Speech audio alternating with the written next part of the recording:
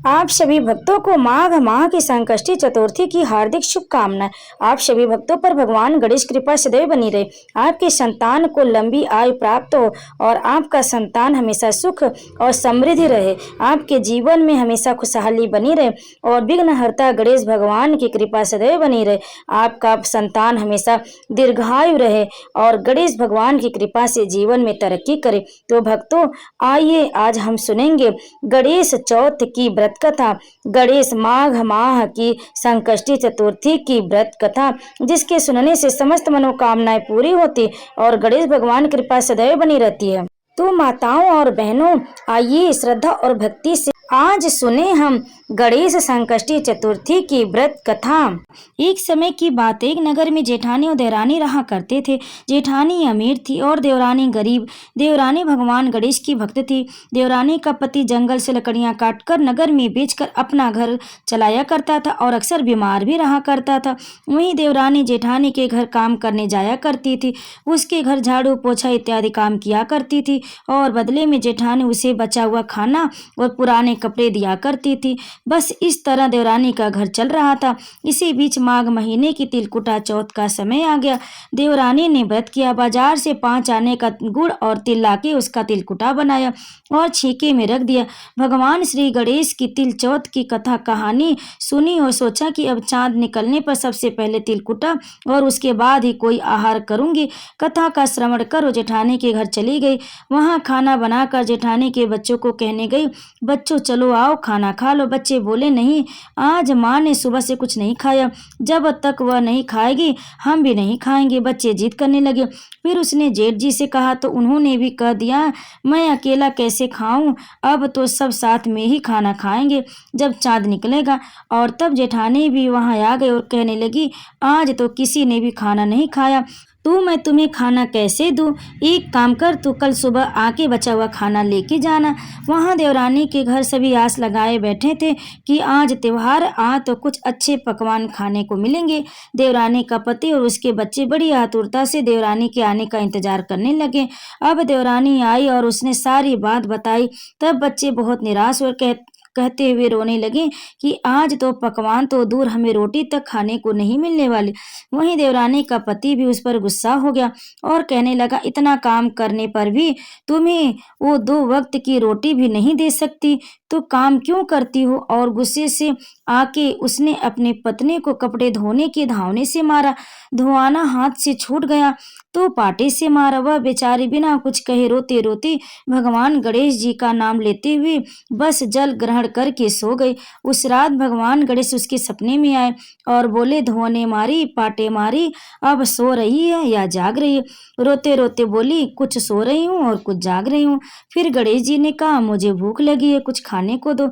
देवरानी बोली, मैं क्या दूं, मेरे घर में तो अन्न का एक दाना भी नहीं है। जेठानी मुझे रोज बचा हुआ खाना देती थी, आज वो भी नहीं है। मेरे घर में सब भूखे सोए हैं, बस उस छेके में तिलकुटा पड़ा हुआ है, वही है, जाओ और खा लो।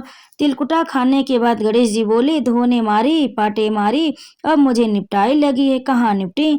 वह बोली, ये रहा मेरा घर, आपकी जहाँ जगह हो, आपकी जहाँ इच्छा हो वहां निपट लो। तब गणेश जी छोटे बच्चे की आवाज में बोले, अब कहाँ पहुंचूं? नींद में मग्न देवरानी को अब गुस्सा आने लगा था कि कब से ये मुझे तंग किए जा रहे हैं, और उसने कहा, यहाँ मेरे सिर पर पोछो। और कहाँ पोछोगे? अब सुबह हुई और देवरानी सभी जगह देखकर चौंक गई। उन्होंने देखा कि सारा घर हीरे मोतियों से जगमगा रहा था। गणेश जी जहाँ अपना हाथ पोंछ कर गए थे, वह हीरे की टिक्की और बिंदी से जगमगा रहा था। देवरानी उस दिन जेठानी के घर काम करने नहीं गई। बड़ी देर हो गई, लेकिन देवरानी का पता न पाकर जेठानी ने अपने बच्चों को देवरानी को लाने भेजा। जेठानी ने सोचा कि कल शायद मैंने देवरानी को खाना नहीं दिया, इसलिए वह बुरा मान गई। बच्चे देवरानी के घर पहुंचे और आवाज देने लगे, चाची चलो, माँ ने बुलाया है, घर का सारा काम पड़ा है। अब देवरानी ने कहा, अब इसकी कोई जरूरत नहीं है, हमारे घर में सब भरपूर है गणेश जी की कृपा से। बच्चों ने घर जाकर सारा वृत्तांत अपनी माँ को सुनाई और बोले, चाची का घर तो हीरे मोतियों से जगमगा रहा रहा था। बच्चों की बात सुनकर जेठानी दौड़ी दौड़ी देवरानी के घर जा पहुंची और सब देखकर चौंक गए और बड़ी अचरज से पूछने लगी, अरे ये तो बता, यह सब कैसे हुआ। देवरानी ने भोले मन से उस रात वापस घर आके जो कुछ भी हुआ था हूबहू कह डाला। लालच की मारी जेठानी अपने घर आई और अपने पति से कहने लगी, सुनो, मुझे इस कपड़े धोने और पाटों से मारो। उसका पति बोला, हे भाग्यवान, तुम्हारा दिमाग तो ठिकाने पर है। ये क्या बोल रही हो तुम? मैंने आज तक तुम पर हाथ भी नहीं उठाया कभी, और मैं तुम्हें इस धोने और पाटे से कैसे मार सकता हूँ। वो अपने पति की एक भी ना सुनी और जिद करने लगी। मजबूरन उसके पति को उसको पीटना पड़ा। उसने रात को सोने से पहले ढेर सारा घी डालकर चूरमा बनाया और छींके में रखकर सो गई और विनायक गणेश जी का ध्यान करने लगी। उस रात भगवान गणेश जी उसके स्वप्न में आए और कहने लगे, मुझे भूख लगी है, क्या खाऊं? जेठानी बड़ी अहंकार में कहने लगी, हे गणेश जी महाराज, मेरी देवरानी ने तो आपको सूखे तिल का कुट्टा खिलाया था। मैंने तो झरते घी का चूरमा बनाकर छीके में रखा हुआ है। यही नहीं, साथ में मैंने फल और मेवे भी रखे हुए। आप जो मन करे वो खाओ। अब बाल रूप गणेश जी ने कहा, अब मैं निपटू कहाँ? तब जेठानी बोली, मेरी देवरानी के घर तो टूटी फूटी झोपड़ी थी, मेरा तो एक कंचन महल है। आपको जहाँ निपटना है वहाँ निपट लो। फिर गणेश जी ने कहा, अब पूछूं कहाँ? तब जेठानी बोली, मेरे ललाट पर एक बड़ी सी बिंदी लगाकर पोंछ लो। धन की लालची जेठानी अब पूरी रात सुबह के इंतजार में खोई रही। उसे लगा था कि मेरे भी घर में हीरे मोतियों से भर जाएगा। अब वह सुबह जल्दी उठ गई और अपना घर देखकर फूट फूट कर रोने लगी। उसका घर हीरे जवाहरात से नहीं बल्कि गंदगी से भरा हुआ था। चारों तरफ गंदगी ही फैली हुई थी। उसके सिर पर हीरे की बिंदी की जगह गंदगी बिखरी हुई थी। पूरा घर बदबू मार रहा था। वह चक्कर खा के गिर गए और भगवान गणेश जी से कहने लगी, हे गणेश महाराज जी, यह आपने क्या किया? मुझसे रूठे और उस निर्धन देवरानी पर टूटे। अब जेठानी गुस्से में अपने घर की सफाई करने में जुट गई, लेकिन वो जितना साफ करने की कोशिश करती घर उतना ही गंदा हो रहा था। जब जेठानी ने पति से यह सब देखा तो वह भी उस पर गुस्सा हुआ और बोला, लालची औरत, तेरे पास इतना सब कुछ था फिर भी तेरा मन नहीं भरा। और वह गुस्से में आकर वहां से चले गए। अब जेठानी ने निराश होकर चौथ गणेश जी से ही मदद की विनती करने लगी। गणेश जी वहां प्रकट हुए और कहने लगे, अपनी गरीब देवरानी से तूने जो जलन थी उसी का फल है। अब जब तू अपने धन में से आधा उसको सौंप देगी तब जाके यह सब साफ होगा। अब लालची जेठानी ने अपना आधा धन देवरानी से बांट दिया, लेकिन उसके चूल्हे के नीचे कीमती मोहरे की एक हांडी गाड़ी हुई थी। उसने सोचा, इसके बारे में किसी को भी कुछ पता नहीं है, इसे मैं यहीं रहने देती हूँ, और उसने वह हांडी नहीं बांटी। अब वो फिर से गणेश जी से कहने लगी, हे गणेश जी महाराज, अब ये अपना बिखराव समेटो। अब गणेश जी बोले, हे लालची औरत, अपने चूल्हे के नीचे गाड़ी हुई हांडी से ली तक ताक इसमें रखी हुई 2 सुई के भी 2 हिस्से कर, तब जाके यह माया समेटूंगा।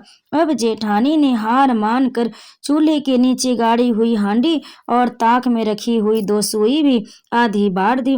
इस प्रकार गणेश जी ने अपने बाल स्वरूप में आके जेठानी को सबक सिखाया।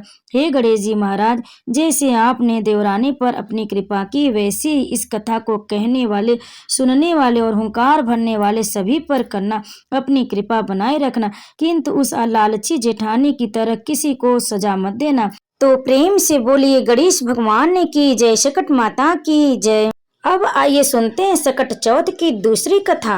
एक साहूकार एक साहूकारनी थी।